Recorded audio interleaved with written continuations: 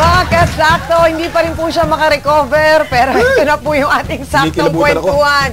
Isa ka rin ba sa mga katulad namin ni Kuya Kim na ang puhunan ay boses o di kaya naman ay nangangarap na makapagtrabaho sa industriya ng hosting, dubbing, meron ding voice acting. Aba, nood at kinig ka na sa episode natin for today dahil yan ang ating saktong kwentuhan. Talagang exciting ang ating episode ngayong araw na to at siyang Ami dahil ang guest natin kasama ko sa trabaho ng araw. Ako'y isang voice talent at isang dubber. Ngayon talagang marami na siyang naabot. Kaunting kaalaman muna. 1870s nang maimbento ni Emil Berliner ang microphone na ginamit bilang telephone voice transmitter. Sa dekada rin ito, kauna-unahang na-record ni American inventor Thomas Alva Edison ang Mary Had a Little Lamb sa isang phonograph. Ang phonograph ang kauna-unahang device na kayang mag-record at pwede ring agad i-playback. Dekada 90 naman nang maimbento ang pagbo-broadcast sa radyo bilang alternatibo sa dekordon na telepono. Ang boses ni Reginald Fessenden ang kauna-unahang boses na narinig sa radyo taong 1906 pagdating ng 1920s. Kasabay ng paglaganap ng radyo nagsimula ring umere ang iba't ibang radio drama. Nakadepende ang radio drama sa dialogue, music at sound effects na siya nagbibigay buhay sa storya at sa mga karakter dito. 1941 naman ang magkaroon ng unang legal na TV ad sa isang baseball game sa Amerika. Ito'y sa pamamagitan ng isang voice-over na tumagal lang 20 seconds. Dahil sa golden age ng TV, tinuklas na rin ang dubbing, ang proseso ng pagpapatong ng dialogue sa animated shows at mga pelikula. Paglaon, ginamit din ito upang matranslate ang mga palabas na may wikang banyaga gaya halimbawa ng mga cartoons, Mexican novela at Korean novela. Ang ating mga kasakto magpapakitang gila sa kanilang dubbing skills. Sino-sino kaya ang kaya nilang gayahin ang boses? Panoorin at pakinggan po natin. I'm so thankful for inviting me to be one of the guests in this video interview. Well, I would like to take this opportunity that I was invited in this video interview. Magandang araw po sa inyong lahat at ako po ay nagpapasalamat sa pagkakataong ito na napasama sa mga sikat na pangalang kasama sa video interview. Magandang umaga sa inyo lahat. Ito po si Ray Langit dito sa Daisy MM Radio. Good evening sa inyong lahat dyan watching us online. This is Ben Tulfo. I hope masolusyon na yung problem sa heavy traffic here in EDSA. Hello Philippines and hello world! Muli ay sisimula na naman natin ang live eviction dito sa loob ng bahay ni Kuya, kung saan ang bawat housemate ay isa-isang maglalabas ng kanilang salubin sa loob ng bahay ni Kuya. Oh my God, Bim! Don't do that to your Kuya Josh! That's your Kuya! You should love Kuya Josh!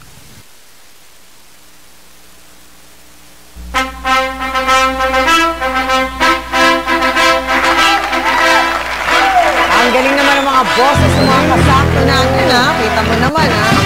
Husay. Kaya naman ngayong umagang ito, tutuklasin po natin ang mga career na pwede sa voice acting. Kasama po natin ngayong umaga ang tinaguriang voice master of the Philippines. Walang iba kundi si Pocholo Gonzales. Good morning and welcome back sa Sakto, Choy. Good morning po, Ate Ami and Kuya Kim. Yan, maraming salamat. Kamusta, Choy? Long time no see, ha? Oo nga po medyo nagpahinga ng matagal dahil I'm into business na po. Business? Ang active dubber ka pa rin ba ngayon? Actually, on call po ako dito sa ABS-CBN kapag merong i-direct. Pero mostly I have a new venture more on business po. But still, merong recording pong bago, recording studio. Okay. So, paano ba natuklasan na meron kang ganyang boses at pwedeng pagkakitaan? Nako, alam nyo, yung kwentong yan, in time immemorial, sobrang parang kailan lang, no? Nung sabi ng nanay ko, kung ano-anong ginagawa mo dyan, anak. Kasi nung bata po ako, wala po kaming TV at radyo. I mean, radyo lang po yung means of entertainment namin. Nakikinig ako dito sa isang radio drama, yung napapakinggan ko sa radyo yung Isang Gabi ng Lagip. Ganun. Tapos, si Utoy at si Lolo Tasyo ay naligaw sa kaguban. Ha? Lolo Tasyo, pasensya na. Ang sarap maglaro sa pool. Ay, naku, sabi ko sa iyo, Apo Ay, naku, umuwi na tayo. May monster dito. Dito ako, kakainin ko kayo. Tapos, nung bata ako, hindi ko alam, ginagaya-gaya ko siya. Unknowingly, nadidevelop yung voice acting skill ko.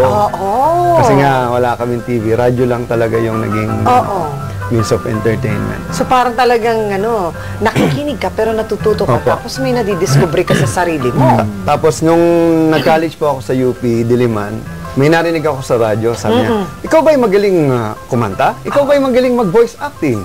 Pues, sali na sa radyo-radyo. Doon po ako nag-audition dito sa DZMM. Ang haba-haba pa ng pila noon. So nag-DZMM ka? Opo, tapos 96 po. 96. Hanggang 99 bago ako mag-graduate. So, isa po ako na nag-champion doon sa isang voice acting competition. Actually, nakita ko po si Tita May Valle. Sila po yung host na nun, tsaka si Joey Galvez. So, doon po nabigyan na po kami ng radio show. Si Joey na napakagaling na voice. Nabigyan kami ng chance sa dubbing ni Sir Tito Joey. And then, Danny Mandia discovered me. And the rest is history. And we are one of the dubber po ng Meteor Garden noong mga panahon na. Yung unang-unang yung unang-una. Ako po yung boss ng tatay ni Sanchez. Tatay. Naku, ikaw yung boses niya po yung ganyan. Magandang araw sa inyo. Ako nga pala ang tatay ni Sanchez. Kamukha mo si Daming Sir. Ganyan. So, ano ginagawa mo nun? Saan mo hindi ko alam kasi nung una po hindi ko alam kung saan ko kinukuha. Basta pag narinig ko, nakita ko, parang kaya ko ng bosesan. Halimbawa, saan mo binabase? Sa itsura, dun sa karakter, sa nung kilos? una po, lahat ginagaya mula. Kilos, boses, arte, nung hindi ko pa po pinag-aaralan. Like halimbawa, si SpongeBob, no? Gagayahin ko yung boses niya. Hey Patrick, I'm SpongeBob. Hey, lahat! Tapos, hey, how are you, SpongeBob? My name is Patrick. Hey, shut up, SpongeBob. I'm Squidward. Hey, my name is Mr. Krabs. Hey, hey, hey. Tapos sila, Mickey Mouse, yung, oh, come on, go. My name is Mickey Mouse. Tapos Donald Duck. Gosh, I'm Goofy. Ang galing Tapos yung batibot, ginagaya ko sila Kiko Maching, Pongpang, uy, kumusta ka na Kiko? Gandang araw at Siena. Tinapang-pang mo. So, yun, tuwan-tuwa yung mga teacher ko, mga klase ko. Yun lang naman yung naging dahilan kaya natuwa ako sa voice acting. So, unknowingly, ito pala yung tinatawag na voice acting. So, sabi ko, nangarap akong marinig yung boses ko sa radyo. At thankfully, dito po ako sa DZMM nagsimula. At nabigyan ng pagkakataon, isa po ako sa mga nabigyan ng pagkakataon na karamihan po ng dumaan at naging nanalo dun sa contest na yun, mga sikat na dubber na, broadcaster at mga nasa kanya-kanya ng mga larangan. Diba? Ang hirap din pala nun, Imagine mo, parang may iba-ibang pinupuntahan yung boses mo. Tsaka paano mo inaalagaan yung Ayun nga po, boses? napakagandang tanong. Kasi meron pong pagkakataon sa buhay ko, nagdadabing kami, nawalan ako ng boses kasi namaos ako dahil nung gabi, kumanta, uminom ng malamig, tapos ayun, tapos kinabukasan, wala akong boses. For 2 weeks po, nawalan ako ng boses. Naku, nakakalungkot yun. Kailangan palitan po ako dun sa isang programa kasi wala silang choice. Hindi naman nila ako pwedeng hintayin gumaling. Kasi ere yun. Dati po kasi ang gamit namin sa dubbing, mga Umatic at mga Betacam pa. Wala pang digital noon. Totoo. So, dalawang track lang. Hindi ka pwede magkamali. Pag nagkamali ka, magagalit yung mga kasamahan mo. Ganun. So, talaga naging magaling. You're as fast as the slowest dubber in the group. Yes. Kung gusto mo na umuwi ng maaga, pero merong pulpul, merong mahina. Yun, iintay nyo. Hindi pwede ngayon na maraming track na pwede kang tapos babalikan nyo po yung, kasi hindi po pwedeng ikat sa gitna. So, kung saan kayo nagsimula, doon ka uulit. So, imagine niyo yung napakatinding proseso. Kaya po, karamihan po ng mga dubber na ng mga 90s, sobrang magagaling po sila talaga. So, paano mo naman ma-discover kung kunyari ako, gusto ko yan, pero hindi ko maalam kung may boses ba ako, maganda ba yung boses ko, o pwede ba? Magandang tanong po yan, Chang Ani. Lahat po kasi tayo may boses, maliban sa pipe. So, lahat pwedeng i-train. Paano training ang gagawin? Ang kagandahan po sa voice acting, it's a gift and it's also a skill. It can be learned. So, the only way they will learn is to take our workshop. So, karamihan po ng mga dubber at ibang mga voice talent po dito sa ABS at ibang channel ay nanggaling po sa aming school na Philippine Center for Voice Acting. Philippine Center for Voice Acting. Ikaw ang pinaka-head. Ako po ang founder niyan at kasama po natin na nagtuturo dyan sila Sir Danny Mandia, sila Neil Tolentino, sila Yvette Resurrection Tagura, sila Brian Liksay. So dito po, dahil dati po wala kasing school for voice acting. parang kakilala, kaibigan. Pwede ka ba? Oo, kamag-anak. Yan po yung mga pumapasok. Ngayon, nabigyan yung mga talented, mga nag-a-aspire maging voice talent, na mabigyan ng pagkakataon, kahit hindi sila kilala, wala silang kilala. Dahil ang mga nagtuturo naman po, mga director. So, dun, through our workshop, our seminar, nadi-discover namin, uy, pwede pala to. O sige, audition ka sa ABS, punta ka dun sa ABS ng ganitong araw. And I'm so happy na almost 70% po ng mga bago ngayon ay galing po sa Creative Voices. Meron bang career pa rin sa voice acting? Pwede bang bumuhay ng pamilya? Dati kasi bilang yan. Dalawa po yan. Pwedeng bumuhay, pwedeng hindi. Depende po Paano sa... mo nasabi? Sipag.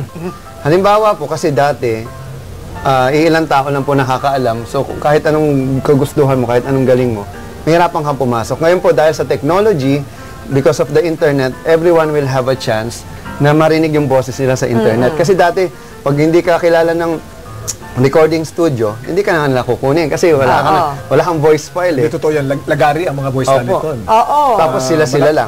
Sila-sila, kami-kami productions nga ang tawag. 500 lang yan. 500 kada karakter o kada show, pero maraming show. Opo. So kumikita ng mga 2,000 isang linggo. Nung mga 1980s, kumikita ka ng 8,000, malaking bagay niya. Opo, halos 80 mil ang halaga niyan.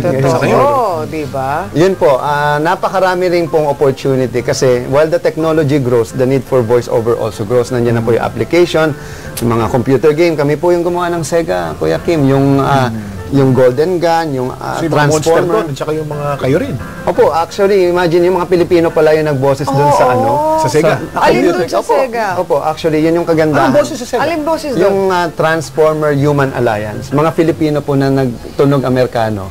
Pero Pinoy po yun. Meron po tayong video makikita sa YouTube yun.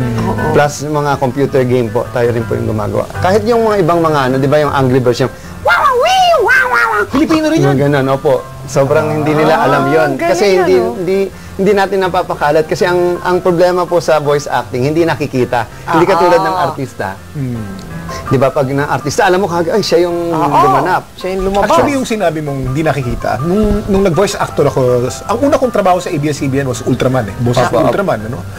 Ni-request namin, ang supervisor namin noon, si Danny was part of the cast, hindi pa siya director noon. Si Noel Malyonga, ang Sila po director yung namin. nagsimula dito. Ni-request namin kay Noel. Kami ni Danny, sinabi namin kay Noel, Noel, sabihin mo naman sa ABS-CBN, ilagay naman yung credits na si Ultraman, ako, si Danny, si ano, para ma-acknowledge lang. Walang ganun. Ngayon kasi meron na eh. Meron po. Meron na, may Ang credits kagandahan, na. nagkaroon din po ng maraming channel para mabigyan ng pagkakataon yung mga baguhan. Like yung Hero TV, Cinema One, Maraming anime. May anime, may yay, At may dami. mga telenovela channel na. So, kumbaga kahit sabihin mong maraming talent, marami rin naman silang pagkakataon na mabigyan. Mas maraming break ngayon. Kasi noon. At saka lalo na nung nauso yung mga Mexican novela nung Ay, opo. 90s, di ba? Nauso yan. Kung mapapansin nyo nung 90s, hindi pa nagsisync yung mga buka ng bibig. Ang katotohanan po niyan, wala po kasi silang monitor, hindi nila nakikita. Hindi, ganito yan. Nag-dubbing kasi kami nung 80s pa. 88 ako nagsimula sa Maskman, no? Ngayon kasi, pag nagda-dubbing ka, May monitor na TV. may monitor, tapos merong mga numero. So, alam mong cue mo. Ang visual cue mo, yung numero. Numero. Pag pumunta kang 872, bubuka ng bibig niyan. Kaya mas eksakto. Yes. Nung panahon namin dati, manonood ka ng video, papanoorin mo, may bumagsak na dahon. Pag yung Yan ang dahon na mark yun, nandun na sa bandang 3/4 ng screen, dapat ang script mo nakatupi na doon sa mismong linya. Kasi mahirap eh. Yung mismong linya mo, itatapat mo ngayon dun sa monitor na kaganyan. Kaya pag bagsak ng dahon, tsaka mo i-tiyempo. Ay, pagkahirap nun. Totoo. Ngayon, hindi na numero uusog lang eh. Tsaka iusog na lang, kuya. Ngayon, Pwedeng inuusog stretch, na. Pwedeng Oo, dahil sa nauusog. Pro Tools. Kahit mag-record ka nang wala pa dun sa part na yon, iuusog na lang Ay, na opo. ganun, di ba? Ganun na ngayon, ang dali. Ang kagandahan po sa ginawa ko, hindi ko lang, sabi ko, I don't just treat voice acting as a bread and butter or something na pagkakitaan. I treat it as an art form. Why? Because every day, may voice over o voice acting po sa paligid natin. Di ba? Pag bukas mo ng radyo, pati telepono mo, the subscriber cannot be reached. Di ba? Yan, Voice may over po yan. boses. Pag sumakay ka ng MRT, Opo. may boses. Yung tipong Cubao Station. Kaya lang ngayon, ang mga boses hindi na tao. Computer generated Yan po na. actually ang problema ng maraming voice talent sa ibang bansa. Pero sa Pilipinas, mahirap pong i-automate ang Tagalog. Mahirap i-automate ang Tagalog. Paliwanag mo. Kasi hindi siya madaling like halimbawa, nagtutunog Amerikano kasi pa rin Cubao Station ba? Yung pinaka-mother program niya, American-based. Yan, Kasi, Tsaka po yung emotion, Kuya Kim, hindi mo pwedeng i-automate.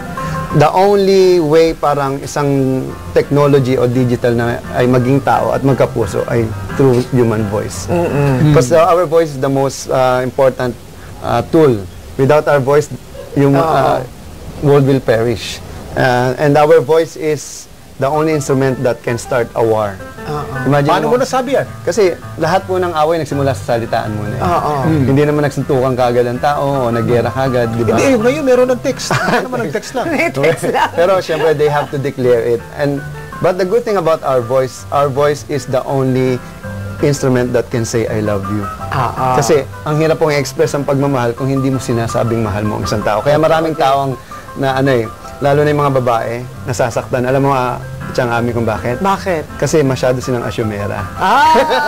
Kasi naniniwala sila sa kasabihang, action speaks louder than words. Ganyan, oo. Kaliwa sa mahabagin. Ganun, may accent pa din di ba? Iba pa rin pagka sinabi ng... Sabi ko nga, maganda. May kasama po tayo mamaya na yung mga estudyante ko na naging professional voice artist na. Sabi ko nga, para lang maiba, ano kaya kung si Kuya Kim manimbawa yung voice over nung Waze, Pwede ba kumanang ka dyan sa kanto? Di ba ganun kaya si Babal? Hoy, kumanang ka dyan sa kanto, 30 meters na lang, lumagpas ka pa. Mas maganda yun, Si Babal, Imagine mo yung ganun. Sino ba nakakuha dyan sa Waze? In-audition yan Opo. Nag-audition yan Marami, actually, isa sa mga ngayon, yung isang estudyante ko nakuha sa, alam ko Google Maps yung ginawa niya Google Maps? Pero isang taon niya ginagawa sa sobrang Hindi mahaba ang trabaho Dami. niya. Mayaman siya ngayon. Mayaman na million siya. talaga ang kikitain niya doon dahil almost every day 6,000 yata yung bayad sa kanya. Na nire-record niya, gano'n. Opo. Pero bugbog naman. Paano mo masasabi na ang tao ay magaling na voice actor? Yan. Number 1 po sa akin, puso. Puso? Kasi ibang tao, ang ganda ng boses, puro boses lang, walang Hindi emosyon. sincere ang dating. Tsaka mukhang pera. Wag mo nang pera yung gawin mong motivation. Kasi ang unang tanong, magkano bang kikitain niya? Wag mong tatanong yan. If money is, if money is... Mamaya natawagan si boss. Kung pera yung dahilan. Nababanaag ba yan? Naririnig yan? Actually... Kulang sa... passion. Nararamdaman agad. Kasi ang naging natin noon, parang, maganda boss mo, pwede mong pagkakitaan yan. Parang yun yung naging motivation natin. Actually, nung una, yun din yung naisip ko. Pero na-realize ko, ang daming mga kabataan, ang daming mga magagaling na hindi nabibigyan ng opportunity. So, ang ginawa ko, nagtayo ako ng school para sa kanila. Kasi there's no way for them to understand and realize na meron silang potential at talent kung hindi mo sila bibigyan ng pagkakataon. Ano yun? Siyempre, school. The only way you can change the future is to educate the new. Yes. Yun po yung ginawa ko. So, sabi ko, wag niyong gawing pera ang motivation, kundi yung passion and purpose mo. At yung artistry mo. Halimbawa, minsan po, Kuya Kim, bumibili ako sa mga food, fast food. Imbes na, miss, pabili nga ng burger, yung gano'n. Gawin mong, miss, pabili nga yung burger, masarap yung parang nagiging commercial. May ad na agad. So, napapaligaya mo sila? Opo, tapos minsan, ate, pabili nga po na, nagvo-voice. Tapos ang ginagawa ko minsan, sa mga kabataan sa kalye, pumupunta ako sa park, nag-storytelling po ako para maghatid ng mga magandang balita. Tapos nakukuha kasi yung attention ng mga bata pag nag-iiba-iba ka ng boses Hindi tulad ng natural lang na boses. Di ba pag nag-voice acting ka na, like ako, Kuya Kim, kasama ko nga pala sila Lloyd Luna at Ian Barcelona sa Philippine Association of Professional Speaker. Ako po ang nag-establish ng voice leadership. How to get out the leadership voice in every leader. Kasi maraming leader, ganyan yung boses. Makinig kayo sa akin. Anak walang kapulat. Walang bigat. Kasi, di ba? So yun palang talagang ang trabaho ay public speaking, may kinalaman sa Pwede rin mag-enroll dyan sa school. Yun din po yung maraming mga politiko, kailangan matuto niya. Actually, isa sa mga politiko ang tinuruan ko, si VP Binay. Dati, boses niya po napakahina. So, nung election po, nung presidential, tinuruan ko po siya paano gamitin yung boses niya ng Kasi tama. madali pong mahina na may bigat na hindi siya napapagod. So maraming way po yun. May exercises. Pausin. Yung iba kasi mali ang paggamit Nagiging throaty. Imbes na diaphragm yung gamitin. Ay, mamaya po matututuhan natin yan sa pamagitan. Kasama po si Ada Quaresma. Hingang malalim. Ganyan. O, sige. So, maraming salamat at exciting at marami tayong matututunan mamaya. Pero kayo po mga kasakto, kaninong boses ang paborito mo? Mag-text po sa DZMM Space, React Space ang inyong mensahe kasama ang pangalan at lugar at isend sa 2366. Diyan lamang po kayo at magbabalik pa ang Sakto! Kapit lang! Magbabalik ang Sakto sa DZMM! DZMM at ABS-CBN, 65 years in the service of the Filipino.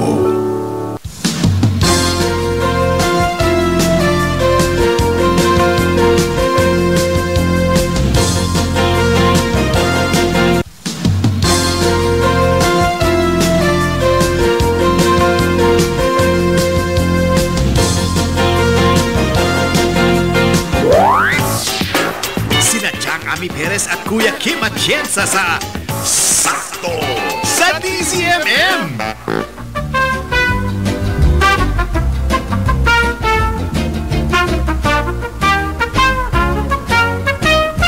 Nagbabalik po ang Sakto. Ang bilis po talaga ng oras at 10:51 na. Kasama pa rin natin si Voice Master Pocholo Gonzales. Nandito rin sina Ada at Jed.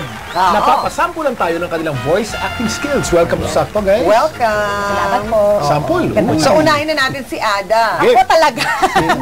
Si Jed. Si Jed. Sige, Jed. Ano ba mga boses na kaya mong mga binosesan mo na pala? Actually, mahilig po ako mag-voice impersonate po ng mga boss po ng mga sikat. Sige. Si Kuya Kim po, ginagaya ko po. Paano si Kuya Kim? Idol ko po yan eh.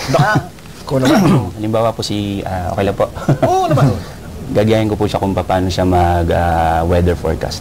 Weather forecast. Ito po yung Kuya Kim. Tinataya sa super typhoon na papasok sa ating area of responsibility at ito'y may bilis sa 200 km, hindi bawat oras kundi bawat minuto. At nasabing bagay magdudulot at pabugso-bugso madilaw-dilaw na tubig ulan. Kaya naman binigyan ito ng pangalan ng Wapag-asa ng pangalang Bagyong Iheng. Ngunit huwag po kayo mabahala sapagkat si Bagyong Iheng ipapasok sa isip, imbes sa etras kaya mapapayas at magbabalik muli sa kanyang pinagalingan. Kaunting kaalaman, alam nyo ba na may uri na sigarilyo na hindi nakaka-apekto sa ating kalusugan? Tama po, ayon po sa pagsusuri ng mga ekspertong sunog baga sa kanto, ang sigarilyong tatakhingi na kapatid naman ng sigarilyong tatakbigay ay hindi nakakapinsala ng kalusugan ng sariling bulsa. Bulito po ang inyong Kuya Kim. Laging tatandaan na sa bawat pagsubok ng panahon, ang buhay ay weather lang. Modulated, Actually, mas magaling ka pa sa Si FPJ dyan. Si FPJ. FPJ po. Tsaka Eddie Garcia. Ito po yung eksena po ni FPJ po. Tsaka Yan ang tunay na boses mo. Ito na po. Parang mas maganda yung mga in-impersonate. Oo, layo nga po. Game. Eksena po between FPJ and Eddie Garcia. At kung tinatarget mo tong pwesto ko, forget it. Hiniral na ako, nakapako ka pa rin dyan. Marami ka pang bigas na kakainin. Hindi ako kumakain ng bigas, Major. Sinasaing ko muna para maging kanin bago ko kainin. Ikaw, Major, pali pa lang. Binibira mo na.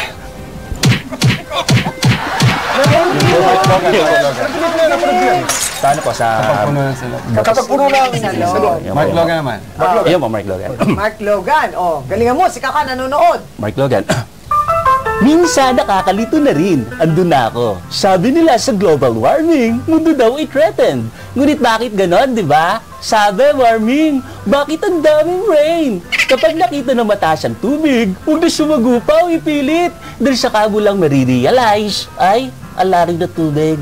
Para sa TV Patrol, Mark Logan, ABS-CBN News.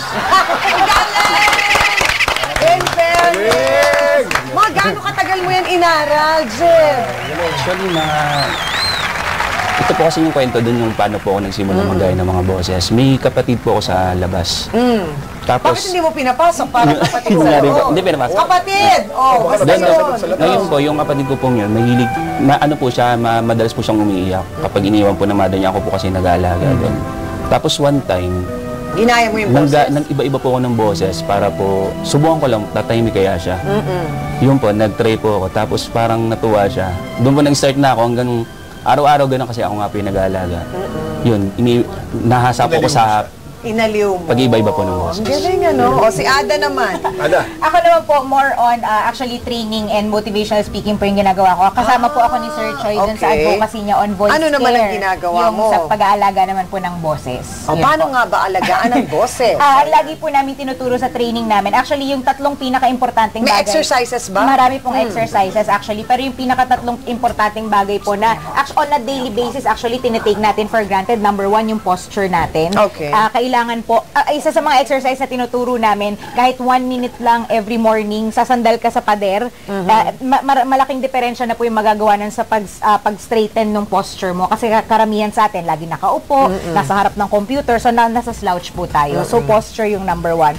Pangalawa naman po yung tamang paghinga. Karamihan po sa mga tao ngayon, lalo na kung ang trabaho natin lagi tayo nakaupo, pag pinag-inhale, exhale mo yung mga tao, umaangat yung balikat nila. Actually, mali po yun. Kasi ang dapat po na gumagalaw sa atin, yung chan po natin. Kasi ibig sabihin, yung diaphragm. Kapag tama po yung paghinga natin, yung diaphragm po natin, napupuno yung baga natin ng hangin. So, yun yung tinatawag natin na diaphragmatic breathing. Okay. And then last but not the least po, hydration. Yung 6 to 8 glasses of water na kadalasan sa atin hindi natin nagagawa kasi andyan ng kape, andyan ng energy drink, andyan, di ba? Marami tayong ibang choices na iinumin. Pero para maalagaan po talaga ang boses, kailangan po talaga tubig. At hindi lang basta-basta kahit anong tubig, room temperature water. Hindi malamig, hindi mainit, room temperature water po talaga. Totoo yan. Yes, ako sa mahabang panahon, nasanay na ako sa room temp na tubig. At natutunan natin yan by experience. Totoo. Kasi pagka ang hanap buhay mo yung gumagamit ng boses, kailangan talaga alagaan mo. May sinabi nga ni Corina, si Corina nagsabi, pagka ang sasabihin mo ay hindi naman pangkabuhayan, hindi ka kikita sa sasabihin, huwag mo lang sabihin. Tipirin mo na lang yan dahil ireserva mo para sa radyo at sa TV. Totoo. Ito, napakarami natin mga nag-text, Basahin natin ang inyong mga text. Ang pinakauna po, si Kim of Kawit, Cavite. Boses po ni Sir Peter Musngi ang paborito ko. Yes, because halos lahat po ng nanonood ng ABS-CBN ay lumaki na naririnig ang boses ni Sir Peter Musngi. At isa siyang DJ nung unang panahon. Si Peter Rabbit. Yes, si Peter Rabbit sa, kung di ako nagkakamali, 99.5 RT. Doon yata siya ba nagsimula? O hindi ko lang. Basta marami. Susunod.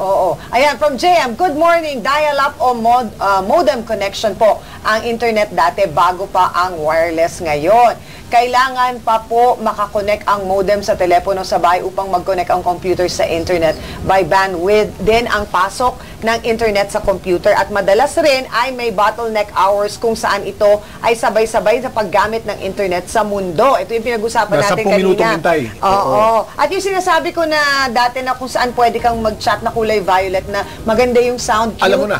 ICQ. Diba? Yung pala yun, yung quick, may ganon.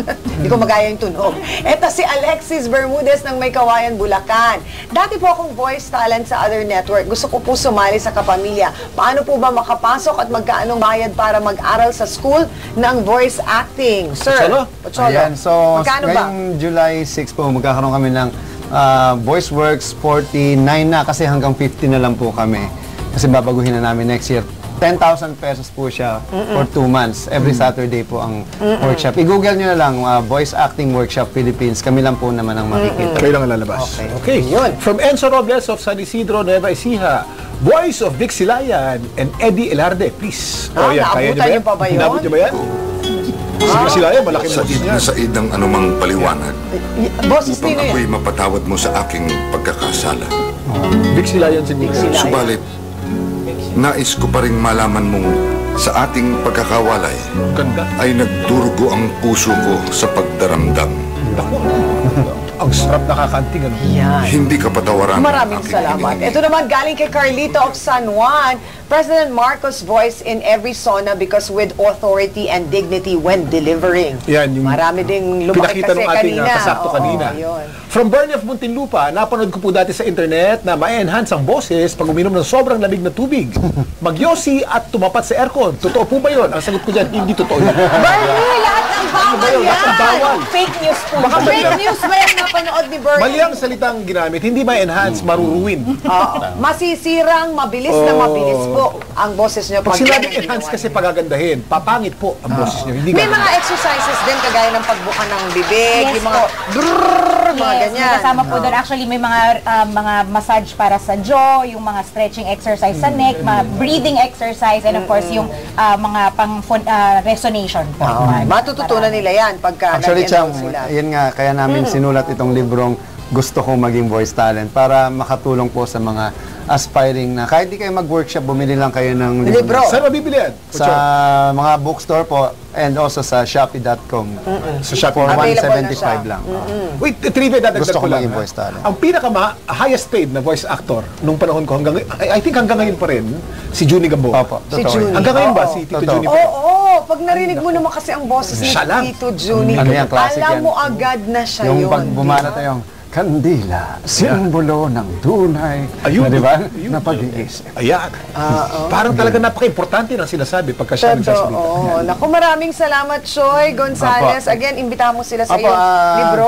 Bili kayo ng libro na Gusto Kong Maging Voice Talent, mga sikreto sa likod ng dubbing, voice over, at voice acting. 175 din po to. And if you want to try voice acting workshop, you can visit www.voiceworkshop.com or just Google us and also find me on your Facebook, Pocholo, the Voice Master Gonzales. Ayan. Okay. Maraming Thank you very much. salamat. Maraming Chef, salamat. maraming salamat. And Ada, thank Salamat you din po. din. At may pinapabati Ayan. yata si Eugene. Oo, happy birthday muna kay Calvin from Goody at happy birthday din kay John Dalusong Smith. And i-congratulate ko lang si anak ni Ma'am Ditas na si Carla Gutierrez for passing the bar exam. Congratulations! Okay, maraming salamat. Thank you very much. Napakarami namin natutunan naman ngayong araw na to. At bukas po, wala po ako bukas, ano? Oo. Dahil kasal po ni DJ Chacha. At Magnininong ka. magnininong tayo. Oy, So oo. makakasama mo bukas si Shades, si Randy. Si Randy. Si Randy. We will miss you, Kuya Kim. Di ba? Maraming salamat. Lagi po natin tatandaan para sa kumpletong kwento. It takes two to sakto. Bye!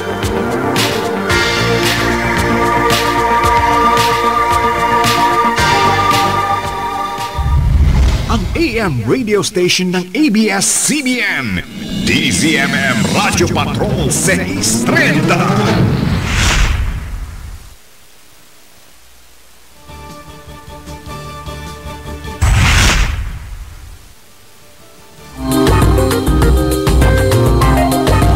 Pag-ibig, pag-asa at saya.